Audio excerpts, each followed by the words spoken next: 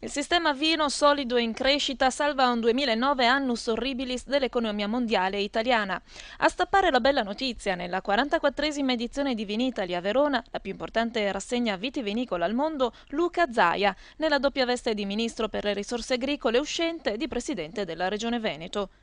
Nessun taglio del nastro per il gustoso salone, ma il deblocage, dalle stesse mani del ministro governatore, della prima bottiglia di prosecco targata DOCG. Un sogno che si realizza per il neogovernatore che ha sfruttato il Salone Veronese per parlare a tutto campo, dal suo nuovo ruolo di presidente del Veneto con l'impegno a dare concretamente il via alle riforme che servono ai veneti, alla regione, al suo futuro e al paese, fino ai temi strategici del settore primario e dal ruolo del vino, non solo fiore all'occhiello dell'economia nazionale ma perfino simbolo di identità.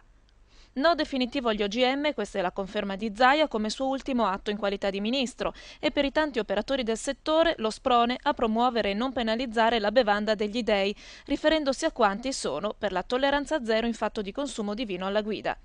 E il Veneto applaude con il suo export alcolico pari lo scorso anno a 992 milioni di euro, leader in campo nazionale, un impatto tale da riuscire in parte ad assorbire la crisi nel settore agricolo. E che il mercato del vino continui ad essere fondamentale nell'economia